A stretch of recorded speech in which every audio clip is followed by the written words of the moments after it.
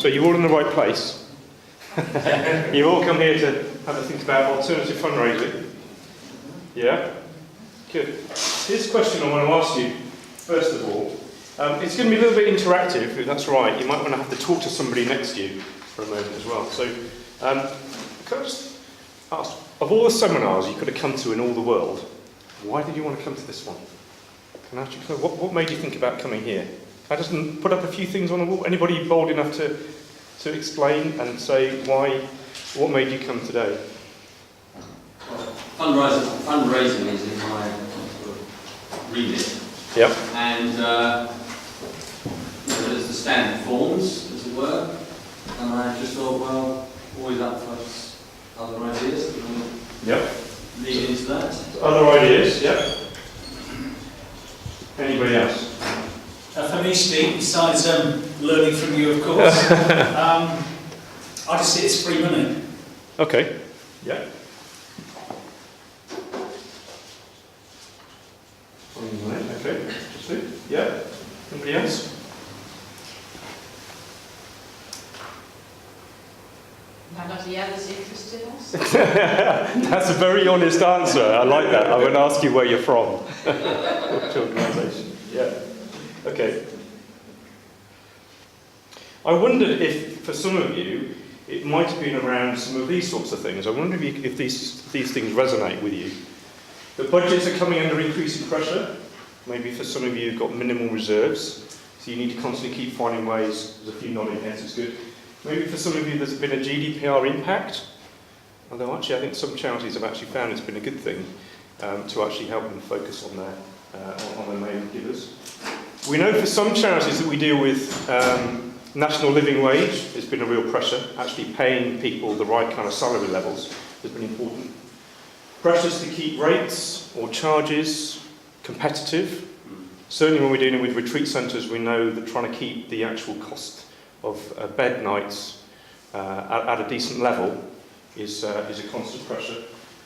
We've also seen products and services are going up. Now, if you were in my seminar earlier on today and we were talking about some of the suppliers, a couple of conversations that I had with some of them, they won't give us any price hold beyond the end of March. Surprise, surprise. You know, and some of them are trying to do things to mitigate what could possibly happen in the marketplace, but generally, the pressures in the market are going to really start to hit.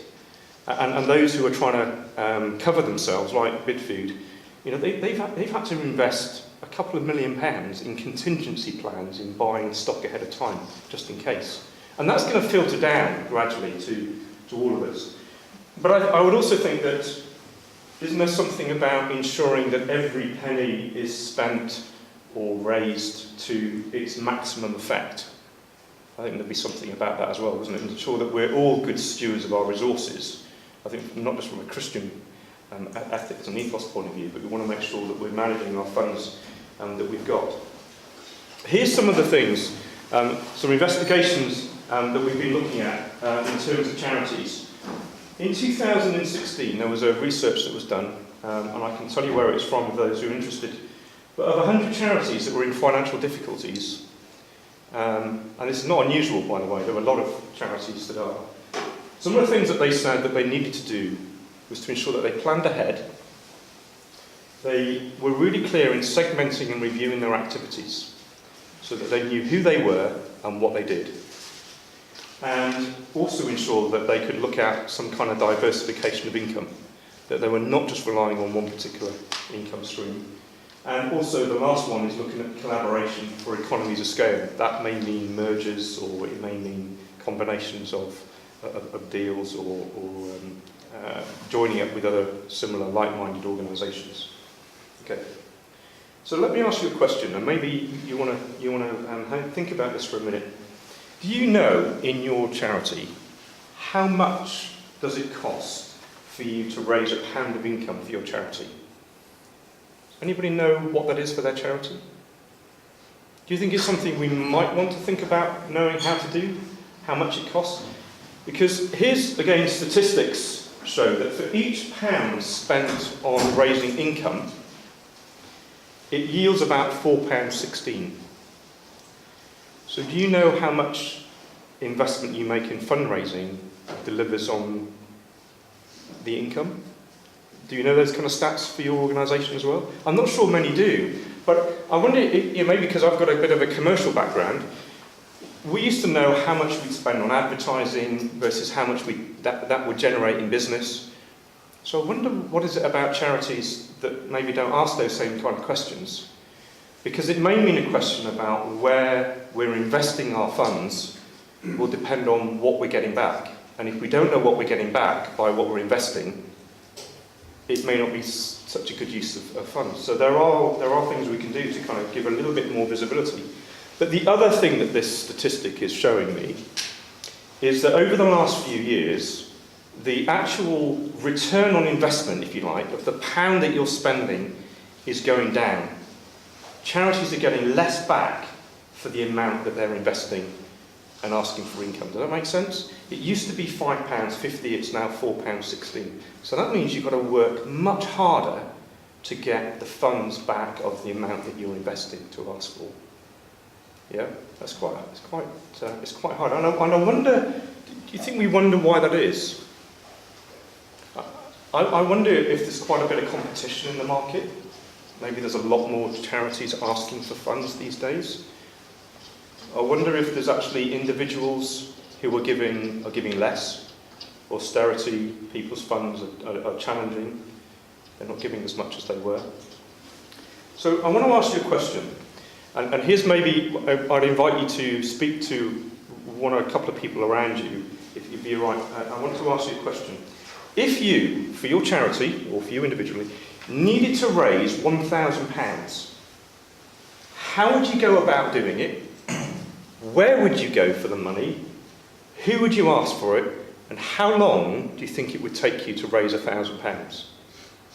So I'll just give you a couple of minutes. Do you want to speak to the person next to you and have a conversation? Who would like to give us some suggestions of what you were talking about how you would raise £1,000? Who would like to give me some ideas first? We talked about Andy. Tesco's Bags for Life. Tesco's Bag for Life. Explain. It's the Tesco's local community charity. They're looking to give away money to charities that meet certain community criteria. Oh, is that the thing where you put the little tokens in the thing? Yeah, good idea. I like that. Okay. Yeah, you've had one of those as well. Okay, good. 2 hours work properly, and it takes probably a month to 6 weeks to get approval. So about a month to 6 weeks, yeah? But I guess it's not a lot of effort from you by the sound of things. Once you filled out the 2 hours, yeah. Is it like a competitive thing that you get selected or not? It depends. It is competitive whether you get selected or not. They're looking to give the money away, and the competitive element is whether you get £1 or £2 or £4,000, I think. Yeah, and it depends. I used to do the same thing. Okay, good one. Do they? Yeah. Anybody else? What other ideas anybody had? We've used social media more. Social media, yeah. That's been quite effective. And how long would that take to generate £1,000, you think? We've acquired a volunteer who is very adept at using the other gifting in social media. A gifting, yeah. For example, an appeal went out for money to buy toys for children for Christmas. That brought in £1,000 quite quickly. Quite quickly, okay. Plus, phone call from a large corporate company who, out of the blue, said, "Would you like £3,000?" I think we'd all love those, wouldn't we? With donors that put their hand up and say, "Well, here's £1,000." It'd be really easy to do it. Through social media. Yeah. Well, social media I think is a really good one to do if you're considering it. Anybody else want to put something there? You Kickstarter or something. Kickstart, yes, that's a really good one. Yeah, the kind of crowdfunding Kickstarter thing. Yeah.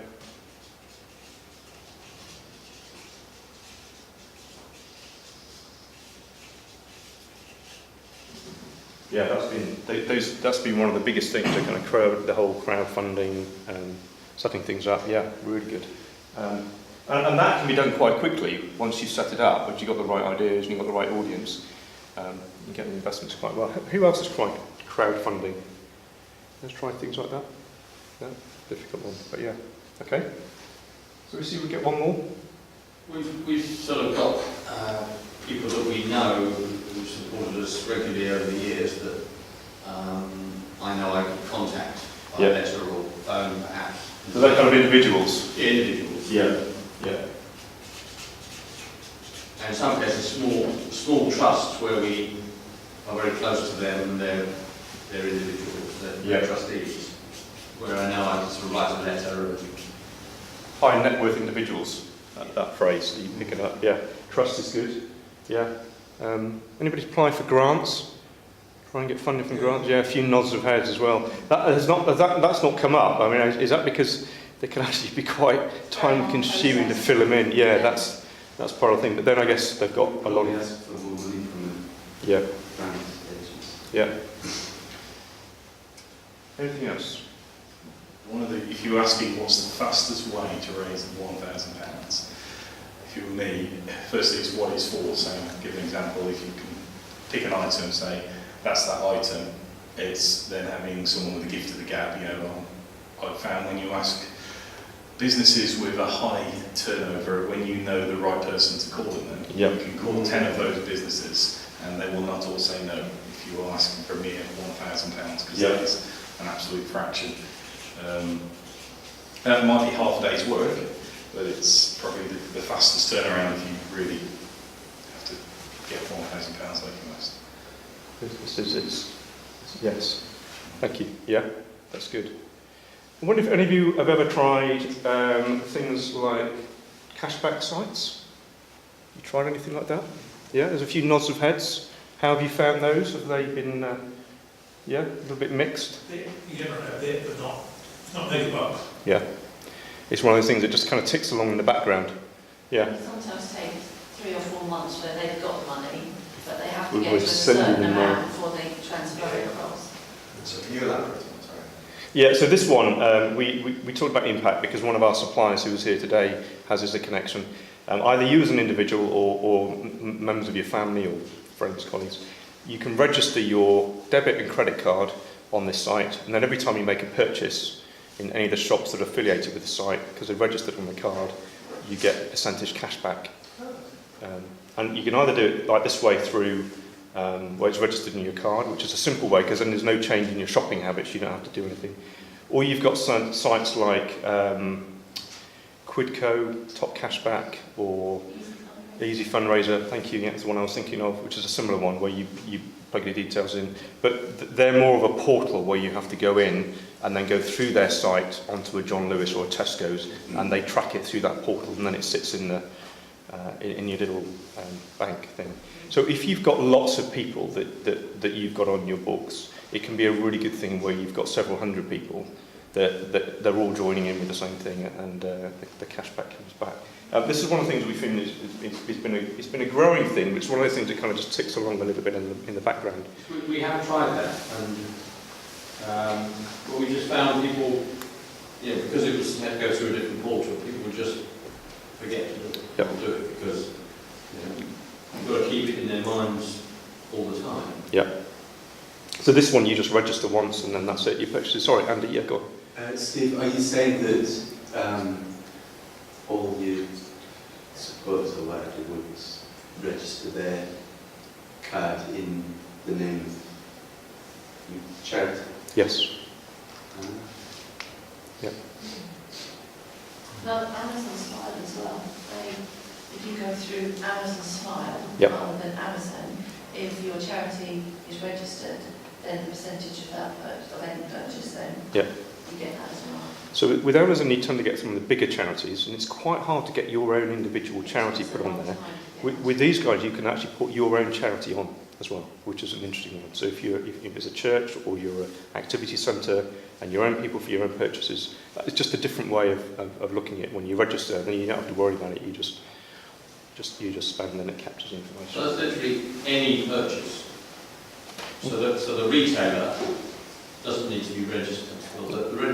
As long as you're either paying with your debit or credit card that you've got registered, then they know. And the way the site works is it kind of filters through those suppliers. So you haven't got, it's not every single high street chain, but it's a good for it. You know, but it's got the likes of Tesco's, it's got Amazon and others on there. So when you're purchasing, it just puts up. So it was just something we came across that's only been launched this year, and I wondered if some of you may have come across it. But if you're interested in that, I can send you some more information. It's free to sign up and join. It's just one of those things that kind of sits in the background. Have a look.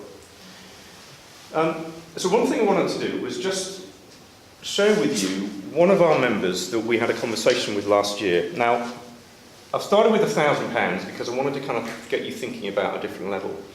But this member that we were dealing with are in a very fortunate position, or unfortunate position, of having to raise about £300,000 a year. Okay?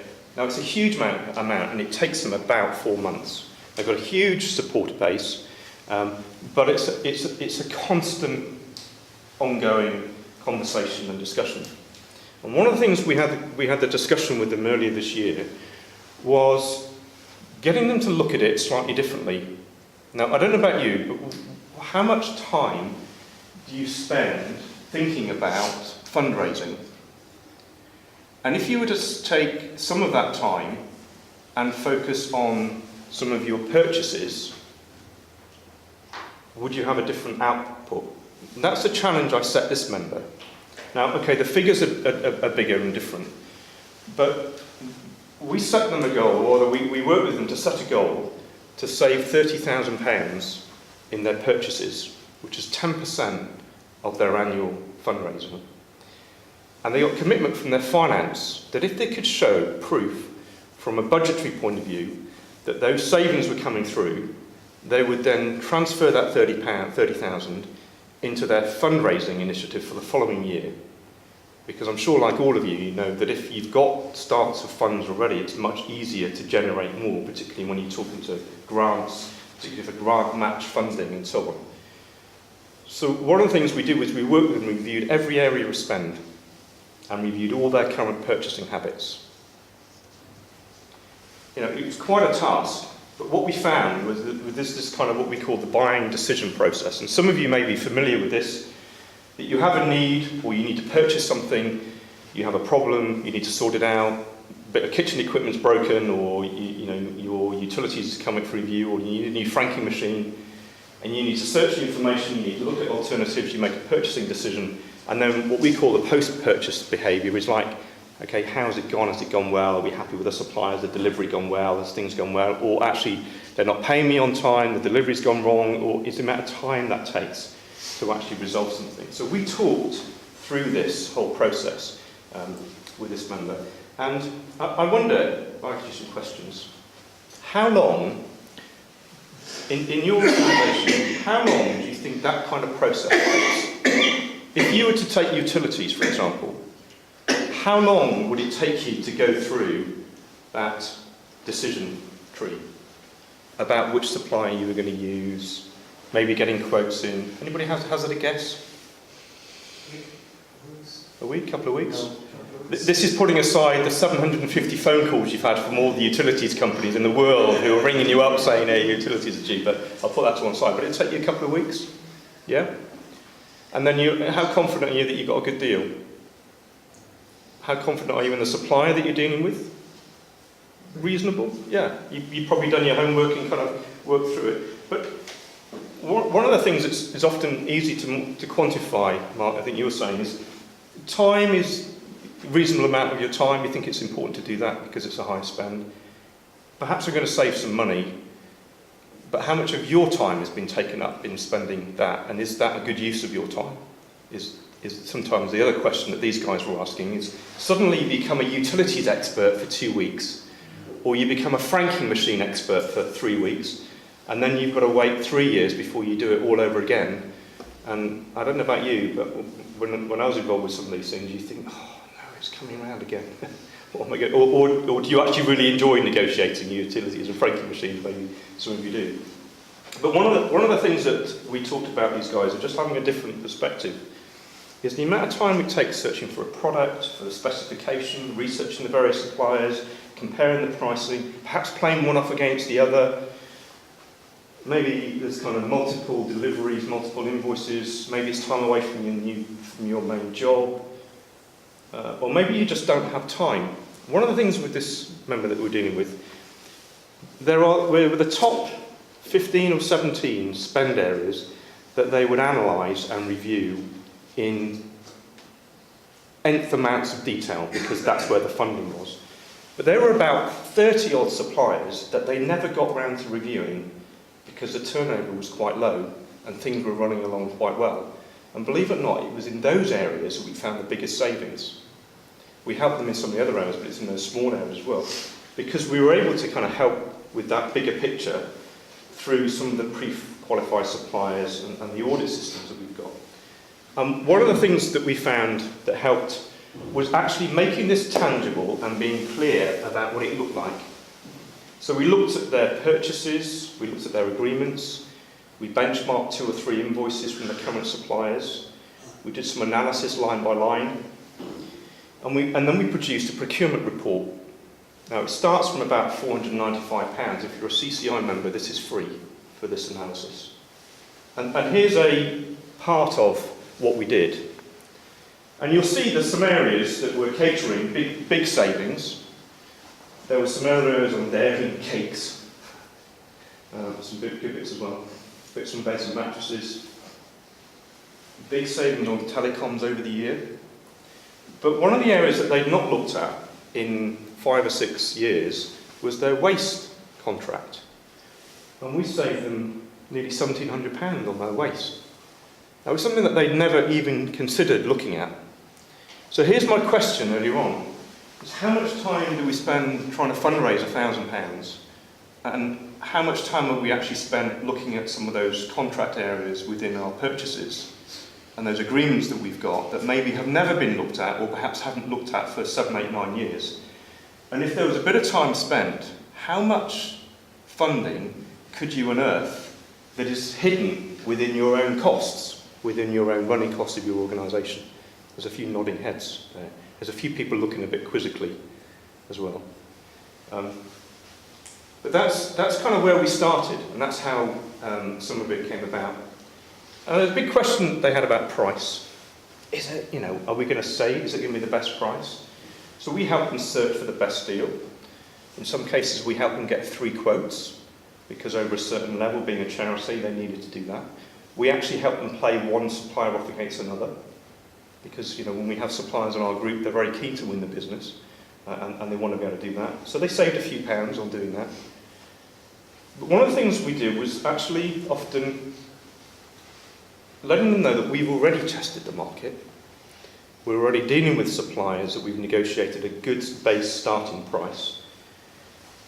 There was some savings of at least 10 to 15% area, but one of the things is that often isn't negotiated or talked about is how long is that price secured for?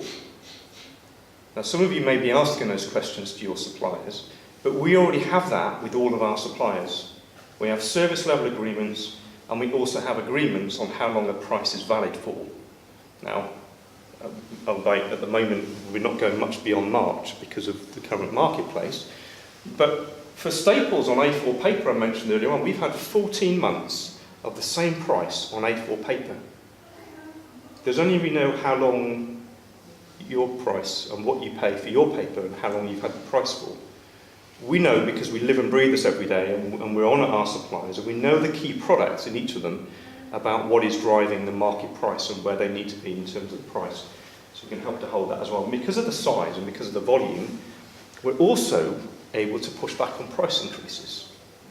Some of our suppliers have come to us during the year, Bid Food we've had other bits with staples as well on some products. But we've actually go back and say, look, we're growing with you 35%. I'm not accepting that price increase. Or if they said, actually, Steve, we really need to put that through on chips, on this brand of chips, and I'm like, well, I need an alternative. And we're doing some of that work for you and helping to generate the right pricing. And as I said, we've got 2 or 3 suppliers that are going to do that, and in some cases we help consolidate as well. But one of the big areas that this particular member found, they were already dealing with Mitre, who was one of our suppliers. They were buying exactly the same products as they were before, but under their own terms. Under the buying group terms, when we did an exact comparison, we saved them 22%. So they didn't have to change their purchasing habit, didn't need to change the supplier that they were dealing with, they just got a better discount. And whether that's 22% with Mitre or 5% with Screwfix, most of us have a Screwfix account, there are simple solutions like that to be able to pick up. But one of the other things is about confidence. When we deal with our suppliers, we need to ensure that their service and their quality is right. Now, they don't always get it right, but the service level agreements that we have with them is ensure that they need to treat you and deal with you well. And often have locally sourced products, environmentally friendly, we talked about earlier on. But they have very strict criteria that we go through with our suppliers, and we vetted them already. But I think one of the things that our members have benefited from more than anything, and it takes us back a little bit to this, because how much time do you spend sorting out queries with suppliers? If it's a bad delivery, or suddenly the price has come through at the wrong level on the invoice, or you've got an issue with something that they've not done properly, or I don't know what, you can probably imagine how many times that's happened. If you're dealing with one of our suppliers, we've actually stepped in sometimes and dealt with our supplier on the behalf of our member, and that member is then free to get on with their day job and not have to be spending hours dealing with that particular issue with the supplier. And how much time, how much money would you put on that, of freeing up your time to then get on with your day job rather than dealing with a supplier issue and dealing with the expertise that we have in those areas? But also, I think one of the things that we come across more and more is often providing to your trustees that you're doing everything you can to manage the costs of running your centre or your church or everything else, or whatever it is, so that you can say, yes, we're spending time fundraising, but we've also looked at some other areas and we've highlighted other cost savings that we can look at as well.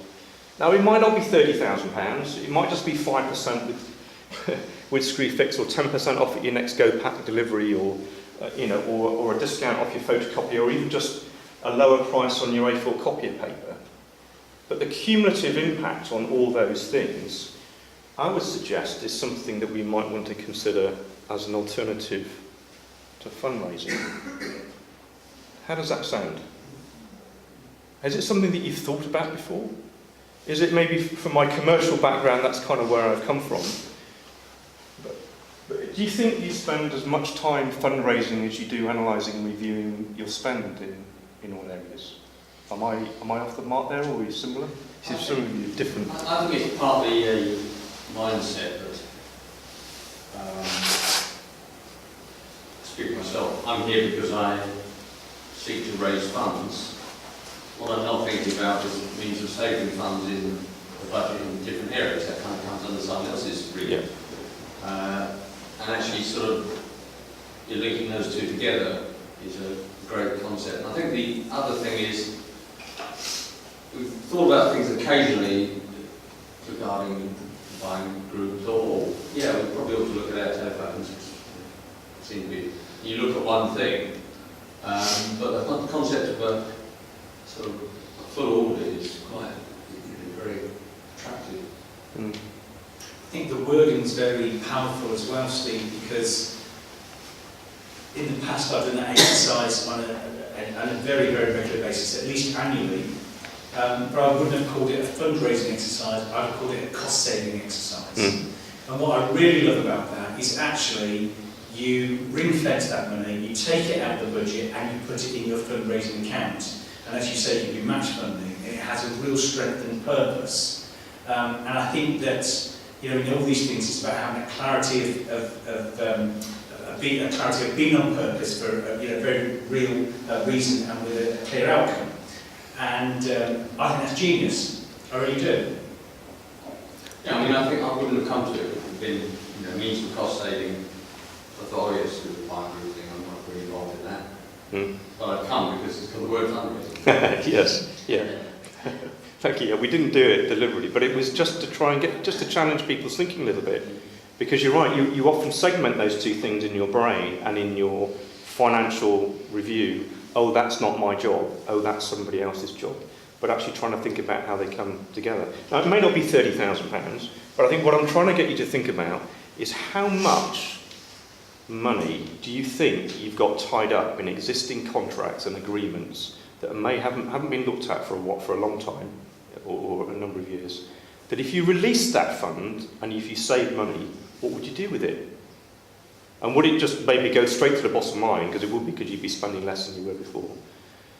You know, but I also say there are times when on one category on there, we came across and said, actually, do you know what, you're buying really well, you've got a great deal.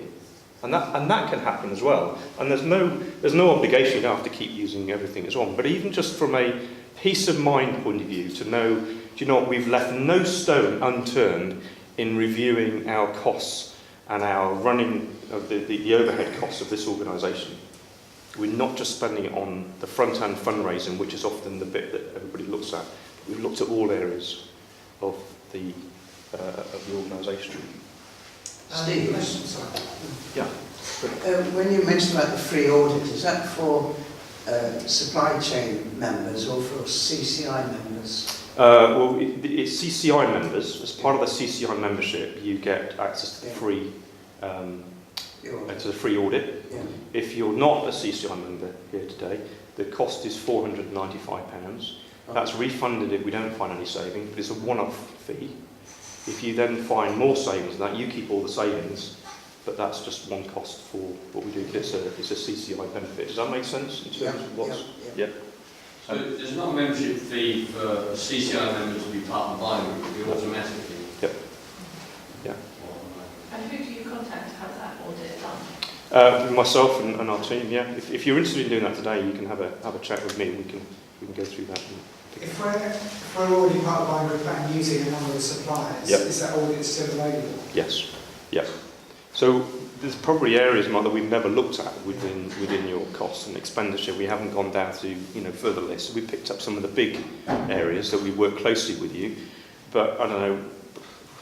Maybe when looking at it could be anything from a fire equipment to some smaller costs that you've got on the list that you've not looked at, but we've got suppliers that would have products and services in those areas to have a look at. Yeah.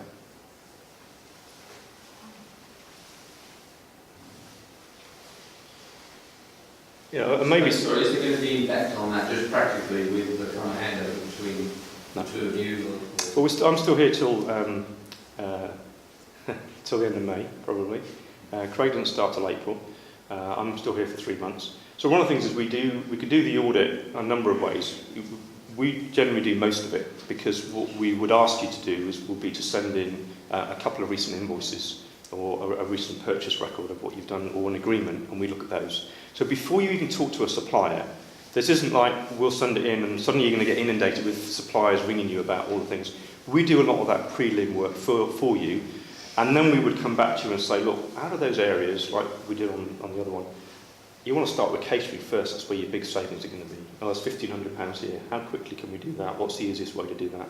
What's the right point for us to involve the supplier for you to come in? And we do some of that work. In some cases, we have to speak to the suppliers because we need to gather some information, because we don't have everything on our records or files to be able to match everything up.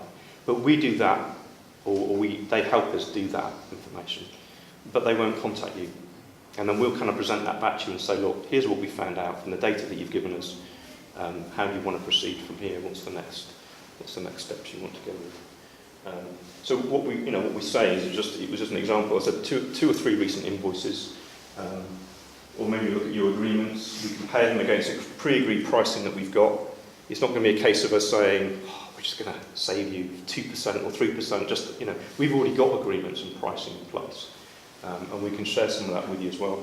We then present the report back with a summary of the savings, and then we agree with you where you want to start first and what you'd like to do. Now, when you talk about how much time and effort it takes to raise £1,000, how much time and effort would you prepare to do to try and find £1,000 in current contracts and agreements that you've got within your organisation?